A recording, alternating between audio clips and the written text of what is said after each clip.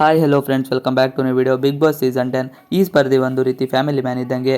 ಇವರೇ ಈ ಸಲದ ವಿನ್ನರ್. ಪವಿ ಪೂವಪ್ಪ ಸಂದರ್ಶನದಲ್ಲಿ ಏನು ಹೇಳಿದ್ದಾರೆ ನೋಡೋಣ. ವೈಲ್ಡ್ ಕಾರ್ಡ್ ಎಂಟ್ರಿ ಮೂಲಕ ಬಿಗ್ ಬಾಸ್ ಮನೆಯೊಳಗೆ ಪ್ರವೇಶಿಸಿದ ಪವಿ ಪೂವಪ್ಪ ಅವರ ಮೇಲೆ ನಿರೀಕ್ಷೆಗಳು ಜಾಸ್ತಿ ಇದ್ದವು. ಹಳೆಯ ಎಪಿಸೋಡ್ಗಳನ್ನು ನೋಡಿಕೊಂಡು ಸದಸ್ಯರ ವರ್ತನೆಗಳನ್ನು ಅರಿತುಕೊಂಡು ಲೆಕ್ಕಾಚಾರ ಮಾಡಿ ಆಡುವ ಅವಕಾಶ ಇರುವುದರಿಂದ ಅವರಿಂದ ಮನೆಯ ಪರಿಸ್ಥಿತಿ ಬದಲಾಗುತ್ತದೆ ಎಂದುಕೊಳ್ಳಲಾಗಿತ್ತು. ಆದರೆ ಮನೆಯೊಳಗೆ ಪವಿತ್ರ ಅಂದುಕೊಂಡಷ್ಟೇನು ಸದ್ದು ಮಾಡಲಿಲ್ಲ.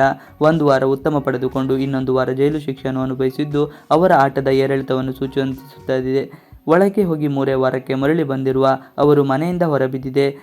ಜಿಯೋ ಸಿನಿಮಾಗೆ ಎಕ್ಸ್ಕ್ಲೂಸಿವ್ ಸಂದರ್ಶನ ನೀಡಿದ್ದಾರೆ. 3 ವಾರಗಳ ಪುಟ್ಟ ಜರ್ನಿಯ ಕುರಿತು ಅವರು ಹಂಚಿಕೊಂಡ ಅಭಿಪ್ರಾಯ ಇಲ್ಲಿವೆ. ಸಣ್ಣ ಸುಳಿವು ಇತ್ತು. ನಾನು ಪವಿ ಪೂವಪ್ಪ ಇವಾಗ ಜಸ್ಟ್ ಬಿಗ್ ಬಾಸ್ ಸೀಸನ್ 10 ಮನೆಯಿಂದ ಹೊರಗೆ ಬಂದಿದ್ದೇನೆ.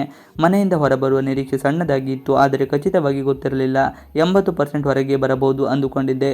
ಎಲ್ಲರೂ ನನ್ನ ಟಾರ್ಗೆಟ್ ಮಾಡುತ್ತಿರುವುದನ್ನು ನೋಡಿ ಈ ವಾರ ಹೋಗಬಹುದು ಅಂದುಕೊಂಡಿದ್ದೆ. ಈ ವಾರ ನಾನು ಸ್ವಲ್ಪ ಲ್ಯಾಕ್ ಆದೆ. ಸ್ವಲ್ಪ ಕಮ್ಮಿ ಪ್ರಯತ್ನ ಪಟ್ಟಿದ್ದರೂ ಇದಕ್ಕೆ ಕಾರಣವಾಯಿತು. ವೈಲ್ಡ್ ಕಾರ್ಡ್ ಎಂಟ್ರಿ ಮೂಲಕ ಎಂಟ್ರಿ ಕೊಟ್ಟಾಗ ಸಡನ್ ಆಗಿ ಯಾರನ್ನು ಫ್ರೆಂಡ್ಸ್ ಮಾಡಿಕೊಂಡಿಲ್ಲ.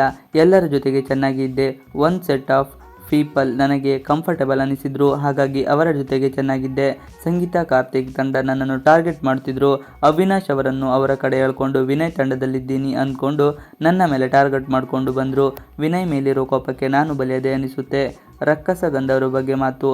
ಸಂಗೀತ ತಂಡದವರಾಗಿದ್ದರು. ಆಗ ಅವರು ಹೇಳಿದ್ದೆಲ್ಲವೂ ನಾವು ಕೇಳಿದ್ದೆವು. ಆದರೆ ನಂತರವೂ ನಾವು ರಕ್ಕಸರಾದಾಗ ಅವರು ನಮ್ಮ ಯಾವ ಮಾತನ್ನು ಕೇಳಿರಲಿಲ್ಲ. ಆದ್ದರಿಂದ ನಾವು ಪ್ರಮುಖ ಆಗುವ ಹಾಗಾಯಿತು. ನನಗೆ ನೀರು ಹಾಕಬೇಕಾದರೂ ನನಗೆ ಉಸಿರಾಡಲು ಆಗುತ್ತಿಲ್ಲ ಎಂದು ಹೇಳುತ್ತಿದ್ದೆ. ಆದರೆ ಕಾರ್ತಿಕ್, ಸಂಗೀತ ಮತ್ತು ತನಿಷಾ ಮೂವರು ನನಗೆ ಉಸಿರಾಡಲು ಅವಕಾಶ ಕೊಡದ ಹಾಗೆ ನೀರು ಎರಚಿದ್ದರು. ಅದು ಸ್ವಲ್ಪ ಕೋಪ ಇತ್ತು. ಮರುದಿನ ಆ ಟಾಸ್ಕ್ ಮತ್ತೆ ಬಂದಾಗ ಅವರಿಗೂ ಆ ಪೇನ್ ಗೊತ್ತಾಗಲಿ ಎಂದು ನಾನು ಅವರಿಗೆ ಎರಚಿದೆವು. ಅವರಿಗೆ 15 ನಿಮಿಷವೂ ಮಾಡಲು ಸಾಧ್ಯವಾಗಲಿಲ್ಲ. ನಾನು 2 ತಾಸು ಕೂತಿದ್ದೆ.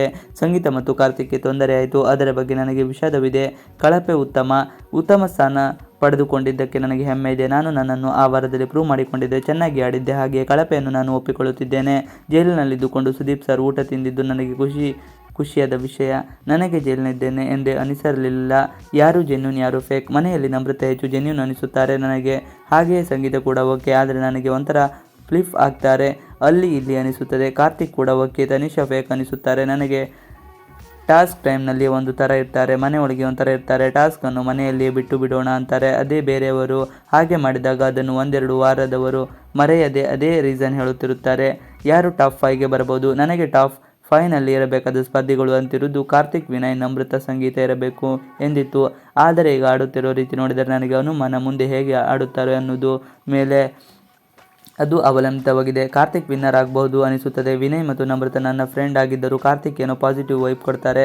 ಬಹುಶಃ ನೋಡುವವರಿಗೂ ಹಾಗೆ ಅನಿಸಬಹುದು. ಎಷ್ಟೇ ಚೆನ್ನಾಗಿ ಆಡಿದಿದ್ದರೂ ಅಗ್ರೆಸಿವ್ ಆಗಿ ಆಡಿದರೂ ಕುಟುಂಬಕ್ಕೆ ಹೋಲುತ್ತಾರೆ. ಆದರೆ ವಿನಯ್ ಅವರನ್ನು ಎಲ್ಲರೂ ಅಗ್ರೆಸಿವ್ ಆಗುತ್ತಾರೆ ಎನ್ನುತ್ತಾರೆ, ಆದರೆ ಅವರು ಹಾಗೆ ಇಲ್ಲ. ನಾವು ಮನೆಯೊಳಗೆ ಹೋಗುವಾಗ ನಮಗೊಂದು ವಿಶೇಷವಾದ ಸಿಕ್ಕಿತು, ಯಾರನ್ನಾದರೂ ಸೇವ್ ಮಾಡಬಹುದು ಎಂದು.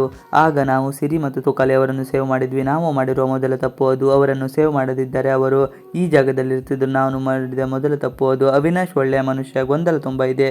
ಸೋಲೋ ಆಗಿ ಆಟಕ್ಕೆ ಟ್ರೈ ಮಾಡ್ತಿಲ್ಲ. ಯಾವ ಗ್ರೂಪಿನಲ್ಲಿ ಸೇರಿಕೊಳ್ಳಲಿ ಎಂದು ಯೋಚಿಸುತ್ತಿದ್ದಾರೆ. ಏನೋ ಭಯ ಕಾಡುತ್ತಿರುವ ಹಾಗಿದೆ. ಅವರಿಗೆ ಇನ್ನೂ ಟೈಮ್ ಬೇಕು ಅನಿಸುತ್ತದೆ, ಆದರೆ ಅವರಿಗೆ ಇಷ್ಟೂ ಟೈಮ್ ಇಲ್ಲ. ಈಗ ಚೆನ್ನಾಗಿ ಆಡಿದರೆ ಇರ್ತಾರೆ, ಇಲ್ಲಾಂದರೆ ಅಲ್ಲಿರೋರೆಲ್ಲರೂ ಅವರನ್ನು ತಿಂದು ಬಿಡುತ್ತಾರೆ. Jio cinema fun Friday task 2 ಇತ್ತು. ನನಗೆ ಈ ಸಲ ಆಡಿರುವ ಕಾಟನ್ ಟಾಸ್ಕ್ ತುಂಬ ಮಜವಾಗಿತ್ತು. ಟಾಪ್ 2ದಲ್ಲಿಯೂ ಇದ್ದೆ. ಅದಕ್ಕಿಂತ ಮೊದಲಿಗಿಂತ ಟಾಸ್ಕ್ನಲ್ಲಿ ನನಗೆ ಕಾಲು ತೊಂದರೆ ಇತ್ತು, ಹಾಗಾಗಿ ಸರಿಯಾಗಿ ಆಡಲಾಗಿಲ್ಲ. ಮಿಸ್ ಮಾಡಿಕೊಳ್ಳುವ ವಿಚಾರಕ್ಕೆ ಬಂದರೆ, ಬಿಗ್ ಬಾಸ್ ಮನೆಯಲ್ಲಿ ರಾತ್ರಿ ಎಲ್ಲರಿಗೆ ಅಡುಗೆ ಮಾಡಿಕೊಡ್ತಿದ್ದೆ. ತುಕಾಲಿ ಅವರ ಜೊತೆಗೆ ಅಡುಗೆ ವಿಷಯದಲ್ಲಿ ಜಗಳ ಆಡ್ತಿದ್ದೆ. ಅದು ಬಿಟ್ಟರೆ ಪ್ರತಿದಿನ ಊಟ ಆದಮೇಲೆ ನಾನು, ನಮ್ರತಾ, ವಿನಯ್, ಮೈಕಲ್ ಆಚೆ ಬಂದು 1 ತಾಸು ಗಾಳಿಯಲ್ಲಿ ಕೂತು ಮಾತಾಡ್ತಿದ್ದೆ. ಅದನ್ನು ಮಿಸ್ ಮಾಡ್ಕೋತೀನಿ. ಬಿಗ್ ಬಾಸ್ ಈ ಜರ್ನಿಯನ್ನು ನಾನು ಯಾವತ್ತೂ ಮರೆಯಲು ಯತ್ನಿಸಿದರೂ ಮರೆಯಲಾಗುವುದಿಲ್ಲ. ಅಷ್ಟು ಅಮೂಲ್ಯವಾಗಿದೆ ಎಂದಿದ್ದಾರೆ. ಇವಿಷ್ಟು ಇವತ್ತಿನ ವಿಡಿಯೋ. ಈ ವಿಡಿಯೋ ಇಷ್ಟ ಆದರೆ please like, share and subscribe ಮಾಡಿ. Thanks for watching video.